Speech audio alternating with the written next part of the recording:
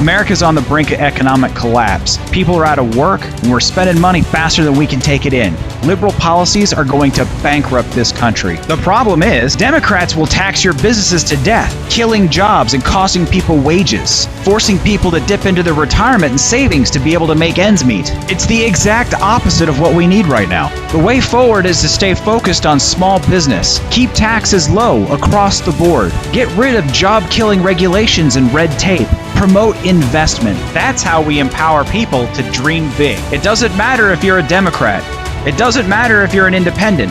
It doesn't matter if you're a Republican. Now is the time to reinvest in America through conservative leadership. What we need is the right approach. I'm Chris Wright, candidate for Congress in Florida's 9th District, and I approve this message.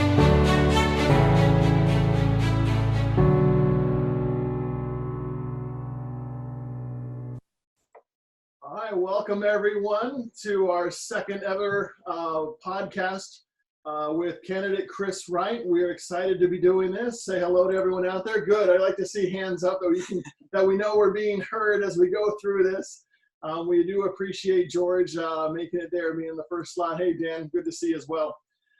We are excited. There's so much happens in 1 week, especially with all the news going on, especially with the outcomes that we're seeing, with the opening up of the economy, with the phases that the various governors are going through. And in tonight's episode, we're going to go through that a little bit with our candidate. We're going to talk about what we can do to improve the recovery, what the responses have been, both pro and con, and kind of highlight what we want to have happen and what we can provide as a candidate as we go through Chris. Certainly as we go through this, if you have questions that you want to ask the candidate, the chat is open. Please feel free to upload your questions through the chat and we will get to them as soon as we can. Quickly though, before we get started, Chris, I know he's anxious and chomping at the bit. We have an announcement to make. We have a first debate date ready to go with the 4 candidates for the primary in the Republican seat. So we are looking for that date on Saturday, June 13th. Yes. We will send out details for that, some flyers to come. We are expecting that to be about from 6 p.m. Debate starting around 7, wrapping it up with everybody done around 9 o'clock. So we're excited for that.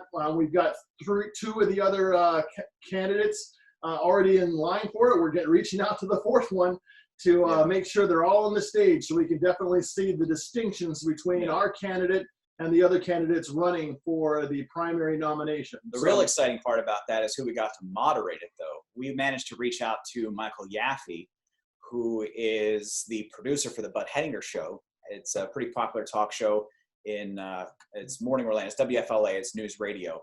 And he does his show from 6 to 9 every morning. So his producer, Michael Yaffe, who also has a show, has agreed to moderate that for us. So we're really looking forward to that and the visibility that Michael's going to bring to it. And I know because he is in the world of political punditry that he's not going to go easy on us. So he's definitely going to make us work for it. And we're hoping that through this debate, folks are really going to get to start to see the strengths and weaknesses of the different candidates. And if nothing else, it'll be good practice for when we get Darren on the stage and have an opportunity to engage him and really start talking policy. Absolutely. The opportunity to be able to speak, to be able to be heard by the constituency is what American politics is all about. For them to be able to then cast their vote in the most American of ways, it is what it's about. So in this episode, again, we're going to talk about phase 1, how things are going out there. We got a lot of incredible response from our Governor DeSantis, who is doing a real good job, and then we can compare and contrast that with some of the other governors that you've made and seen out there. Yeah, Laura Ingraham actually did a spot. I don't know if it was last night or a few days ago, but Governor DeSantis was on her show, and they were basically just putting New York and Florida right next to one another and looking at the statistics. Now, New York's got a different demographic than Florida does. We're certainly a lot more spread out than New York City is, but the manner in which the governors were going about addressing the situation and how they're starting to reopen their states was really the topic of discussion. And one of the things I really appreciated about what Governor DeSantis emphasized is that Florida very early started focusing their resources on targeting the at-risk population.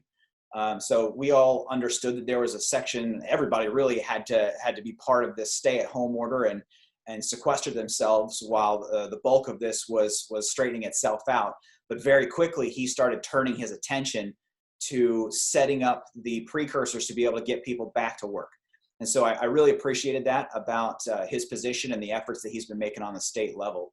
And then, of course, Laura contrasting those against how New York's doing, and you really start to see some major differences in political philosophy, about trusting businesses to be able to get out there and be able to operate and do it without killing your population. And so versus New York, which is really being heavy-handed with their business owners to the point where folks are really starting to protest that they want to get back outside. We are seeing a lot of protests, and they're starting to have an effect. I watched a press conference with Gavin Newsom in California last week in which he acquiesced in some state. He can no longer hold the foot to the throat. And he said, hey, I'm reading the political winds that we now have to begin phase one 3 weeks late. So I'm not a big fan of how Governor Newsom handled that. If you look at the briefing that he did, and I think it was like 30 or 40 minutes that he did from a cafe in some upstate town. But essentially what he said was, well, we've got these phases outlined, but we understand that each geographic area is going to be different. So we've laid out this guideline, but we're going to push it down to the counties and let them make their decision, knowing full well that these counties have been more heavy-handed than the state has been. So really all he did was push down the responsibility to the county so that he can look at people in his state and be like, well, I'm not the one keeping you at home, your county is. So now he doesn't have to deal with the heat that he's getting from his constituents saying, well, it's not really my order that's keeping you home. Your county is doing that. But, we gave them that power, so we're just going to let them run with it. And we've seen unelected officials begin their power grab as well. There were several stories that I was made aware of where there was just a health official who had called up someone and said, you no longer can be in business. We're going to come. It was a gym owner, and they went down there. They sent the sheriff down there after them. The sheriff arrived, deputies, the gym people were taking temperatures at the door. They were only letting a certain amount of people through. They were desanitizing everything as much as they could, really practicing a lot of social distancing as best they could, but allowing people to enjoy the work out of the gym. The sheriff was... You talking about that guy in North Carolina? Yeah. He was lauded. He said, hey, well, I'm here to tell you that right now you're all in violation. Have a good day. Yeah. I don't know if that was the same one that I read, but I read another one in North Carolina. Same kind of situation. It was a gym owner. Guy's an ex-Marine. I mean, he's pro-American all the way. But, he got to the same point that a lot of people are getting to. They're like, listen, I'm at that point where if I don't open the doors, they're going to stay closed forever. So he opens up. He's being safe. He's doing the distancing. He's sanitizing his equipment. And the police chief comes down and first he gets ticketed by the supervisor, by the local supervisor, captain level. Gets ticketed. They run off everybody out of the gym. The sheriff, the chief of police, comes by his residence later the same day and says, give me back the citation. We're going to make this go away. Right? And so the sheriff actually got furloughed because of that. And because he was like, the policy that we put in place was we're issuing warnings first, then you're getting citations. Well, this captain that went down to this gym gave the guy a criminal citation. He cited him for a misdemeanor and gave him a court date. And the chief of police, to his much respect to him, went down there and said, no, give that back. We're not doing that. And he actually got suspended because of it. So there are people out there who are recognizing that it's time to start opening up. People have the right and the ability to manage their own businesses the way they think it should be fit, and that the public should be trusted to make their own decisions about whether or not they're going to patronize these different businesses and where they're going to take their business. Absolutely. So we understand that there's got to be guidelines, right? There's got to be some kind of understanding. Some of the phasing in, phase one. What does phase one mean versus phase two? So really, the biggest difference between the two is the occupancy standards. You're seeing it real focusing on restaurants, places of public accommodation. Phase two, we start getting into gyms and movie theaters and things like that. So really, it's about occupancy standards. right? So, and I understand the concept behind trying to phase in people going back to work. But, if you're telling business owners like, hey, you can open up, but you can only open up at 25%. Where's the incentive for business owners to open up at 25%? You're telling me you're going to turn a profit if you're only doing 25% of your normal revenue? I doubt it. I mean, obviously that can't be true in every situation, but the underlying issue there is you still have the state dictating to a business owner what they can and can't do. So as a business owner, I want to open at full capacity. I think I can do it in a way that's not going to start killing off grandma. And I ought to have the right and the ability to be able to do that. And the public ought to have the ability to make an educated decision on their own, whether or not they're going to frequent my business. Right. So, I understand what the governor's trying to accomplish and what a lot of these other states are trying to accomplish. But I feel like people should be trusted to make their own decision, and that what they really should be doing is just giving me the information as a consumer and then letting me decide for myself if it's worth the risk. Indeed. So what I'm feeling is a lot of disconnect between reality and fantasy.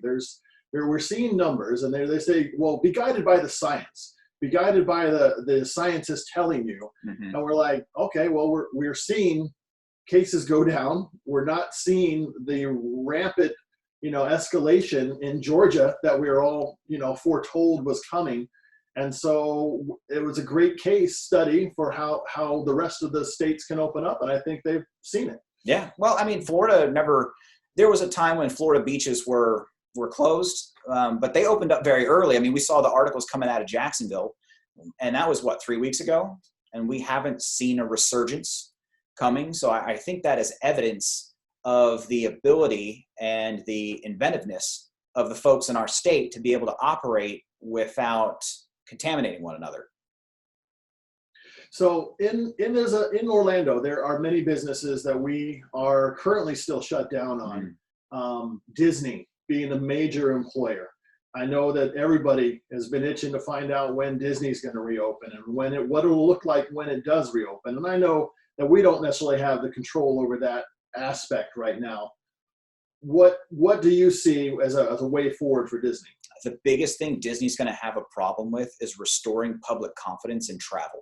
And I think that's true for the tourism industry in general, right? You've got to be able to stop this messaging that if you somehow leave your house, you're going to contract this vicious virus and people are going to stop dropping dead in the streets, because there's no incentive then to take your travel dollars and come down to Central Florida and frequent the world-class theme parks that we have, right? And Disney's one of those places that you can't just open 25%. I mean, you physically can, but do you really think they're going to turn a profit at 25% occupancy? That place is huge. That place is huge, right? And if you look at the profit and losses from Disney anyway, I mean, the margin is not that big for a world-class theme park, right? So then telling them like, well, you can only have 25% of the number of people in your parks. Can they really open and turn a profit at 25% occupancy? I don't know. I haven't seen their balance sheet. I'd be willing to bet that the answer is no. So one of the aspects that I know you and I discussed is Disney is placing a disclaimer possibly on their entry. You could potentially contract COVID. We cannot prevent 100% cases of COVID from coming in. As an attorney, I think, and as a non-attorney, I feel like that's inviting trouble, because you can contract anything inside there that they've never disclosed before. Yeah, I don't think that statement has anything to do with the risks involved with contracting COVID. I think that's more of a hug that Disney is trying to give to the folks who are considering coming out of their house and coming down to the parks, right? Because we didn't do that when the flu was going around. We didn't do that when SARS was circulating. We didn't do that when any of the other viruses that we see on an annual basis flare up. You never see Disney alter their disclaimers about what you can and cannot catch by coming into their parks, right? So this strikes me as more of a marketing move to try to tell people like, yes, you can come out. No, we're not going to kill you. But they're doing it in a way that makes it seem innocuous, right? Yeah, so there is a lot of fear out there. There's a lot of fear in the industry. There's a lot of fear in many industries. You and I had a great discussion on a call with a very major player in the beef industry. Yeah. And what we discovered was that the beef shortages aren't necessarily due to direct COVID-related activity? They're not at all related to COVID. I had an opportunity to reach out to Eric Jacobson, who, for those of you who don't know, Eric Jacobson is the manager of Deseret Ranches, which is the largest ranch in Florida, and responsible. I think it's like I think beef in Florida is like a $12 million. No, it was $120 million. It was a lot of money. It was a lot of money. Anyway, so I had an opportunity to talk with him, and I asked him, like, listen, you're in the industry. What's going on with beef production? Because I'm sure you guys have been to the store and started seeing the cases get a little bare, or putting purchase restrictions on who can and how much you can purchase in ground beef and other meat products. So I called him up and I was like, Eric, what's going on? He said, Chris, the issue is not supply. This is not an issue about contamination. This is 100% a labor issue. We have a shortage of people willing to come to work at the packing plants to process the meat. So what does that say? That says that the hysteria, the news that we've been putting out about the virus is 100% driving the shortage in that market. And so, as we were discussing earlier, one of the things we really have to get in front of is changing the messaging. The numbers just don't support the mainstream media's message that if you come out, you're killing people, right? It's just not, the numbers aren't there. Yeah. So we've got to start changing that message. We got to say, okay, let's focus on the vulnerable folks. We know there's a certain segment of the population that is vulnerable to this thing.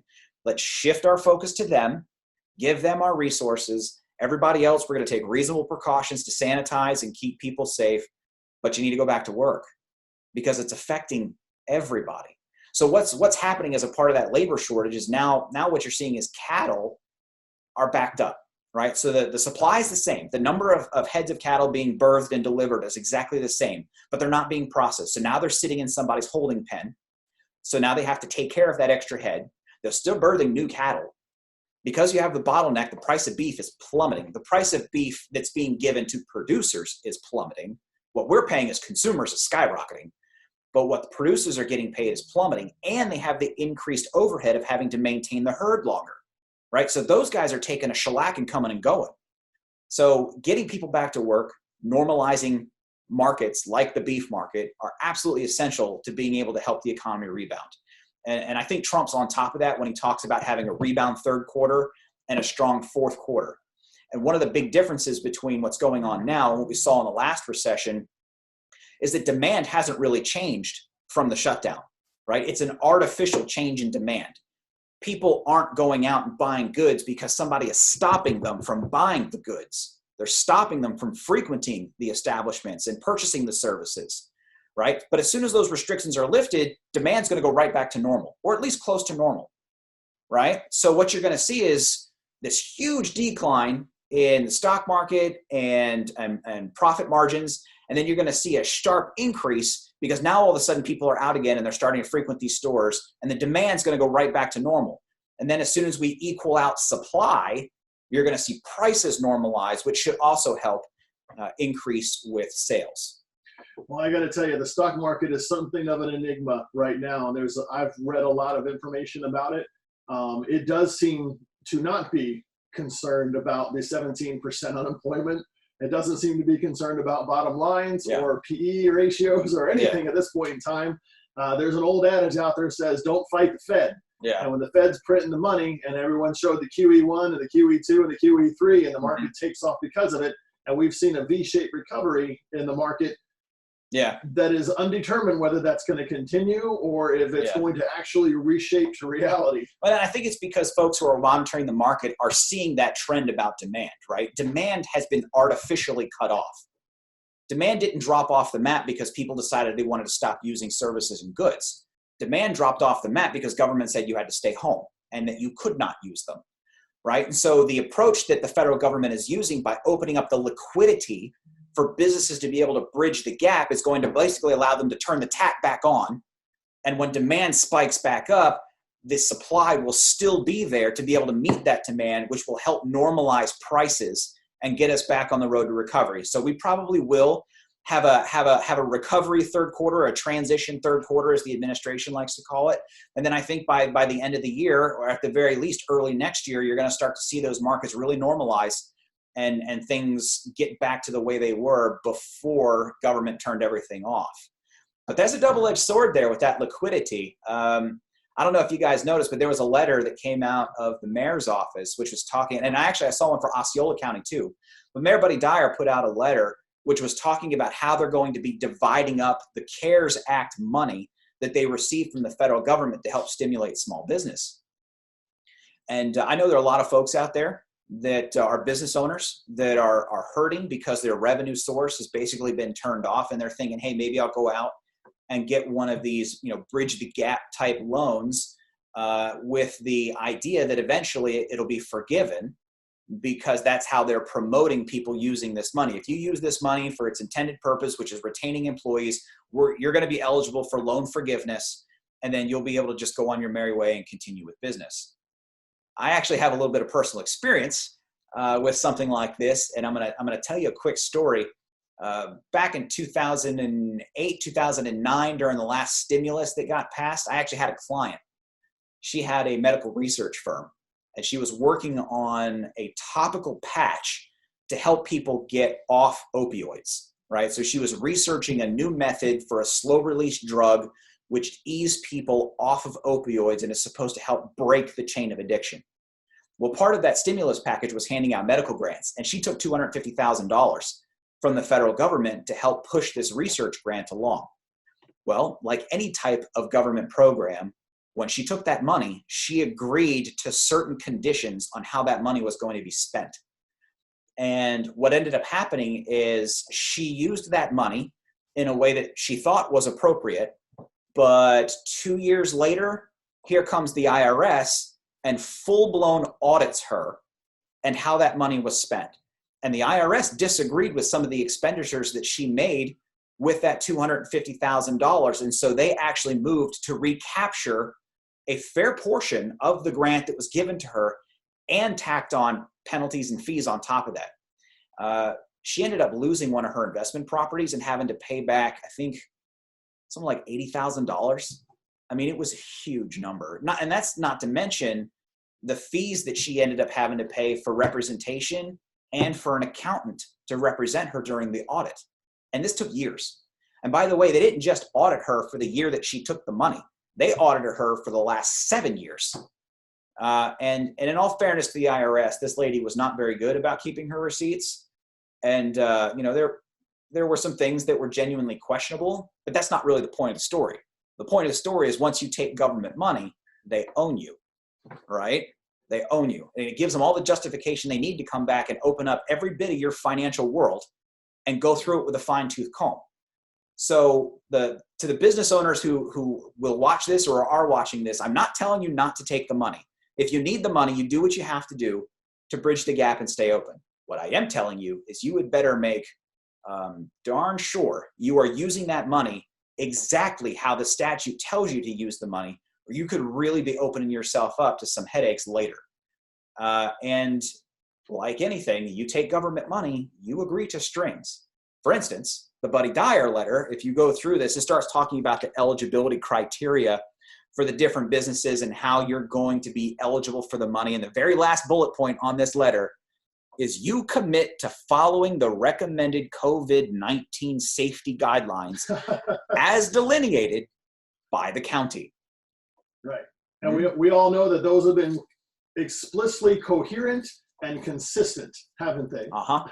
So we know that mayors sometimes like the power of their own pen perhaps a little too much. And so by taking this money and pledging to follow those guidelines, you are essentially giving up whatever choice you may have gotten back at this point and then returning it to county government. So I'm not telling you not to take the money. Just understand that if you do so, it is coming with strings. And by the way, that's true for every government program that comes out, right? And so it's also one of the bigger talking points that conservatives have against the nanny state, all right? Big government, I'm going to get you dependent on this program. Don't worry, I'll come to your rescue. Here's your check. But oh, by the way, I want to see your tax returns for the last 5 years. And if you have any expenditures that I don't like, you're subject to having that recaptured. And if I really find irregularities, there may be some criminal charges coming too. That line of conversation dovetails nicely with Lisa has a comment for us here that talks about policies into the recovery. What about policies that encourage people to stay home, like getting more money from the government than what you get paid at work? Yeah. This has been a big topic out Oh, there yeah. in the conversation of a handout is more worth it to me than employment. And that is a dangerous situation. Yeah, actually, that's been a real big topic of discussion ever since the House rolled out their new $3 trillion stimulus / recovery package. I don't know what they're calling it now. It's basically just pork. But a big part of that, and one that's gotten a lot of discussion, is the fact that they would be extending this $600 extra that they've been tacking on top of what the states already give to unemployment assistance. And in the short term, that may sound like a great idea, but I've been hearing stories from a lot of employers that their employees have actually been upset that they've stayed open and not been furloughed because they want that benefit, right? They'll make more money drawing an unemployment check, at least in the short term, than they would by showing up to work. Absolutely. There's an undercurrent of the employees that are working right now that are listening to all the, I don't want to say propaganda, but the list of information that says stay at home, safer at home. Right. We're working for you in the hospital, so stay at home. Yeah. But look at the second order effects of that, right? Stay at home, stay at home. If you come out, you're going to endanger other people. You're going to endanger yourself. Don't worry. We will send you loan money. Yeah. Loan money with strings attached. Do you see where I'm going with this? Absolutely. Right. and the employees that are working, to be fair to them, the public's stalker, he's going to work. He's an essential employee. He's being paid less than what the people that could be getting a handout, and he feels like she's risking her life. So he's an hourly employee, a shelf stalker. He's making $10 an hour. Maybe $11 an hour if he's working at Publix. If he's doing overtime, he'd get time and a half. But if you add all those hours up and you multiply it out, what does that do when you're talking about being able to collect $1,800 for doing nothing, right? Because I think that's what it's $1,200 for unemployment plus another $600 from the government. I think we're at $1,800. Yeah. So, and every state's a little different. I mean, I know California's got some even more money tacked in there somewhere for those people, and it will make it difficult for people to get out there. Yeah. There's pros and cons in this respect, but I think the bottom line comes down to a long term. You cannot do this long term. Certainly in the short term, the handout may be needed. It may be necessary, but we need to get people employed again. We need to get the recovery underway because the government, it's not the government's money. It always has been our money given to the government for their operation. And we'll run out of it. They'll run out of it. Eventually. Yeah, you can only tax us so much, right? So and actually, that leads into another big economic point, which is where you're talking about inflation and keeping costs down, right? So, one of the big talking points the conservative platform always has, keeping taxes low across the board and slashing regulation, right? It's just the two fundamental principles that were really first took mainstream hold during the Reagan administration, and we're seeing President Trump stress those same things over again. We got the tax break during his first term, which really put a supercharge on the economy, and we started seeing the stock market go nuts, and which was a great thing. And continuing those types of policies to be able to keep taxes low, keep regulation down, those are the types of policies that are, once we get people back in, are going to carry them forward and allow us to really recover.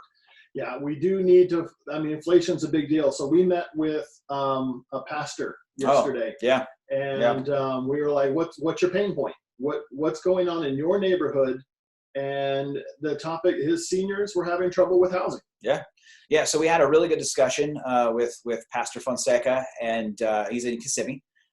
He runs a senior center and has about 900 people who frequent his establishment on a monthly basis. Really great guy, been around for a long time. But I was having a discussion with him, and I said, "Listen, what are you hearing from the folks who are coming to your senior center?" And he says, "Chris, the biggest thing I'm running into is affordable housing." And his organization even went so far as to target or identify an investment group that was in California who had the liquidity to be able to come out and actually sponsor one of these projects to put up affordable housing. And what it really came down to is local regulations, so it's county and state, that drove the cost of this project up to the point where they did not want to get involved. And the estimate that I heard, and I don't know if this is true, I didn't look at numbers, but what I'm being told is that the government regulation and all the red tape that people have to get through account for about 15 to 20% of the overhead of a build project. That's a lot. That's a lot, especially when you're talking about, tens of millions of dollars that are going to be dumped into a multifamily complex, right? So one of the things that we can do on the federal level is really just get this whole deregulation idea into high gear and start stripping away those things that are not necessary. And I know Trump's already done that to a certain extent. He likes to go out and talk about how for every regulation he's imposed, he's repealed 4. And we absolutely need to continue that trend. We absolutely have to continue that trend. And I think we really should be starting with things like regulations with the FDA, regulations with housing. I think those types of things would have direct impact on people in Central Florida. Now, obviously, I'm not advocating for stripping all regulation. That's just not feasible. And these regulations do have a purpose with keeping public safety and keeping building codes up and things like that. But you can't tell me for a second that we can't go through there and start stripping out stuff that we don't need, or perhaps that we can modify to make it cheaper and more equitable to be able to get through, right? So there's definitely things that we can do to bring those costs down, and increasing the amount of affordable housing in Osceola County especially would be huge. It would be huge. And I really like the idea of using private money to do it. Private money, right? So we just need to be, as government, we need to be able to get out of investors' way and make it appealing for them to invest their money to build these projects. And that way we can take public dollars and focus them somewhere else. The rebuilding, the incredible economic trajectory that we saw with President Trump has been incredible. The rebuilding of 192, when I moved to Orlando, it was right during or right before the recession, and that whole place was decimated. Hotels were out, and during this whole last 7 years, starting 7 years ago, but really when President Trump kicked in, we saw the stock market go, we saw everybody open up. We saw liquidity come back. We saw these government regulations roll back, and that whole area just boomed.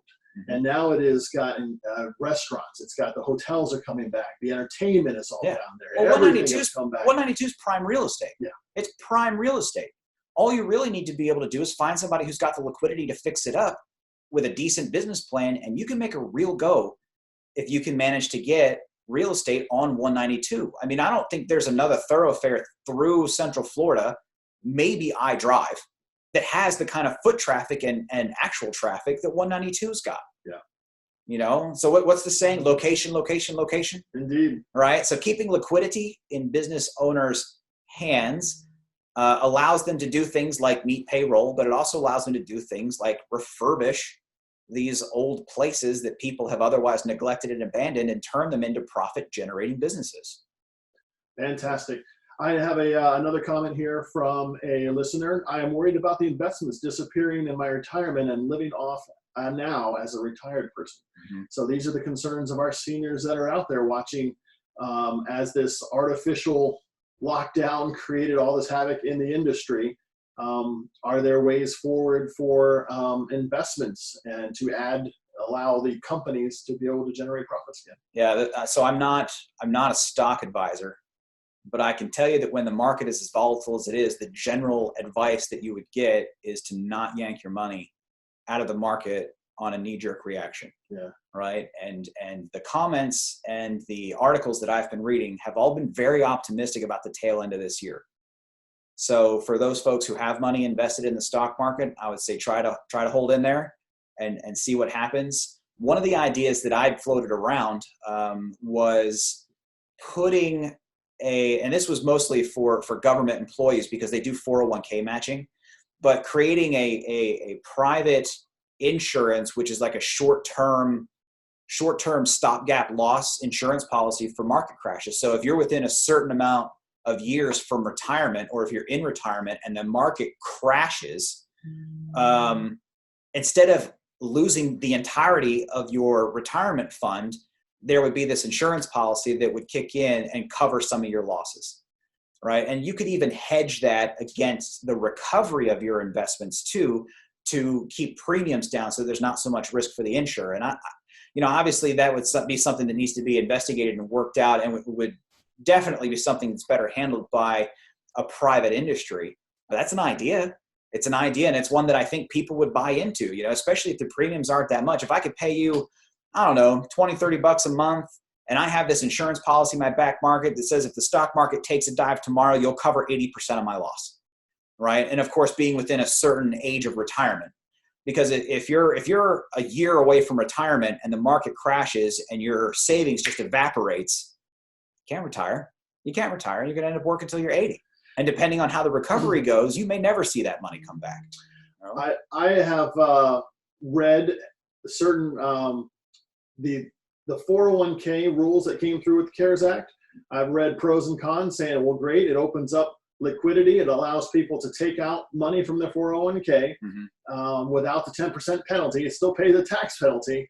Allow them to have that liquidity. And I think I'm not an advisor either, but I think that was a false move if it opened up the door for people to pull out money now, because we have seen a V-shaped recovery. Amazon is still up. Tesla is almost up to the near highs that it was at before. Yeah. Oil stocks are recovering. Yeah. Facebook is almost up to near highs again. Yeah. Even the cruise lines have shown signs of recovery and coming back. And as soon as they open back up, the market was up 369 points today. Almost, the S&P is up 25% from its low. Yeah, and I think you're going to see that keep climbing as states continue to reopen. And one of the saving graces that we've had, at least when it comes to stock market, is that we didn't completely shut down, right? Your service industries took a hit, like your retail stores took a hit because people were staying home, but online sales went through the roof, right? So there's still money being exchanged in the economy. And so while some industries have really suffered, others have done really well. Correct. Right? So if you're looking at the stock market trends and you're watching this thing fall, but now states are starting to open up again, demand is there because internet sales stayed strong. The demand is there. And so I think people are pretty confident that this thing's going to come back up, and the fluctuations in the market, I think, would account for that confidence. I think watching the market in the V-shaped recovery, I think they're betting the same way as well. I think they are betting that the 17% unemployment, as soon as the phase 2 and 3 come around, that's going to drop down under 10 and then under 7 again pretty quickly. Yeah. And then from the 7% down to the low that Trump had us at before this whole thing set in, might take a little bit longer, but I believe it's down the way. But I like your comment about second order effects of pulling money out of your 401. Right? So when you pass the CARES Act and you say, hey, guess what? We're going to be waiving all of these penalties for you to access your own retirement savings. Yeah, you pull your money out of your 401, you're liquidating it at the lower price. So you're already taking the hit there, right? You're not having to pay the taxes on it. But if you're looking at market trends and you pull your money out, you're not going to be able to ride it back up. Yeah.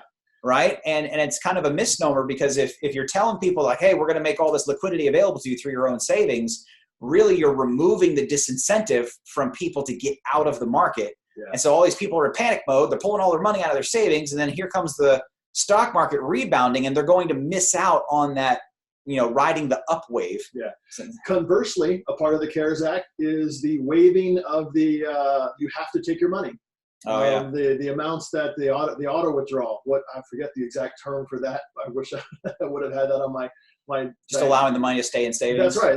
You don't have to take your age distribution, required distribution. And I think that was a benefit to those who don't want to take it, because they don't want to take the money when it's super low. Yeah. And they're hoping and seeing that it could come back. Yeah. Well, and that's great for the segment of the population that has other sources of income that allow them the flexibility to do that. So yeah, that was definitely a benefit.